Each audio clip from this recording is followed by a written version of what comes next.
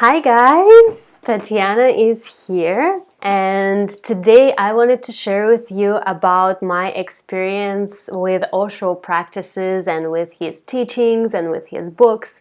I stayed in Osho's ashram in India for 2 weeks in 2012, and when I was traveling to Thailand, I did his Om meditation, which is a 4-hour practice, I believe, and it has 12 practices, 12 15-minute long exercises going one after another.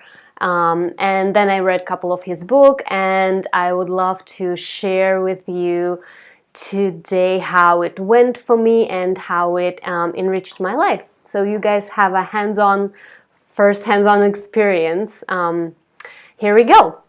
So my first introduction with Osho was in India, as I said. I went on a 2-month journey to Delhi, Rishikesh, Goa, and I stayed in Osho's ashram in Delhi. It's not as big as in Pune. Pune's ashram is bigger and more beautiful. In Delhi, though, it was really, really beautiful, sweet ashram. It was $100, I think, to stay there for 2 weeks and have all the practices and meals, and so it's really, really cheap. And the people there were so sweet. There was nothing culty about it for me, and I had really amazing experiences there. It was just the beginning of my journey into spirituality and kind of like getting to know my internal world, because I had a request for that. I was really seeking to explore my internal world and in general what this life has to offer. And I had a really cool experiences in Osho's ashram. We were starting every day with the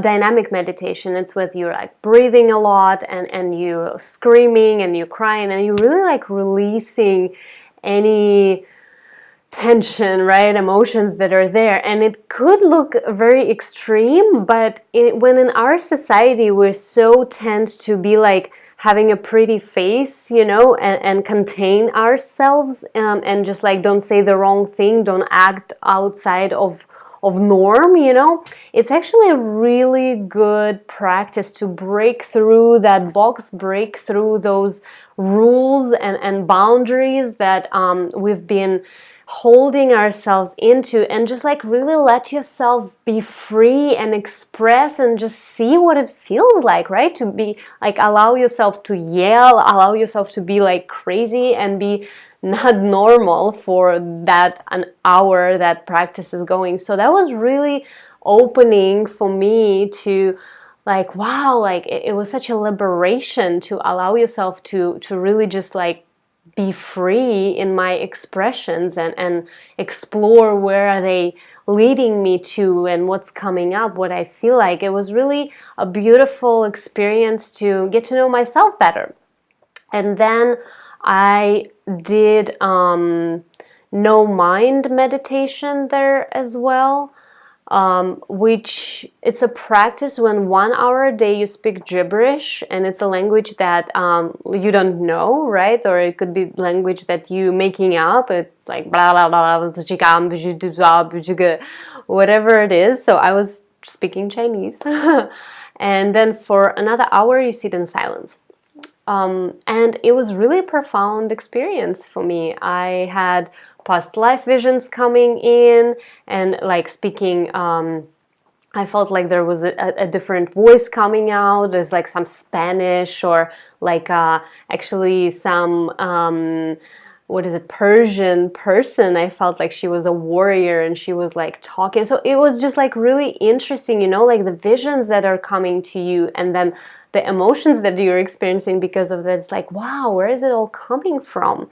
And it's just really beautiful to experience something, you know, that comes from within, and you realize like you don't even have to like know or understand what it is, but to experience that and feel the depth of your soul. It's really, really fascinating. Yeah, and then one of the Osho's books called Love, Freedom, Loneliness, I believe that's how it's called in English because I read it in Russian language. That book really laid a foundation for me what the love is actually, because I don't know if many people have been taught what the love is and how we're supposed to love, right? We kind of like figuring it all out by ourselves, by making like mistakes and having experiences, which is fine. But reading that book was really a beautiful explanation of what love, healthy love expression is. And I really, really enjoyed that book. And I was really I started to see love and how I love people and what a love expression means for me from a very different perspective. And I think that was really the foundation for me of unconditional love, that we're really going into any relationship with the intention to give, not to get, and being able to again come to love from a place of fulfillment and from desire to give and share rather than from a place of needing to get something. So because that creates codependency, right? So I really recommend that book. That book is just really one of my favorites of all times. And I know from other of my friends that Osho practices has been really powerful and profound, and they really good, especially if you need to move some heavy energy, if you're like in like deep down and some depression or loss. They're gonna shake you, and they're gonna shake the deep layers of your being, and it's really powerful. And his practices, they created in a very harmonious way when you like the energy that is moving through you. It's really harmonious in the sense that you shake it all, but then you come to the peace and you release, and you come to the release. So he got really good system going on there, and I personally really recommend you guys to try it out. And I know that there are many opinions around Osho's teachings and what what life was looked like, but I realized that many times it's really good to go and have your own experience, because everybody are here to learn their own lessons. And what I notice is when people are sharing with me how the experience went for them, and then I go and have my own experience, it might be totally different.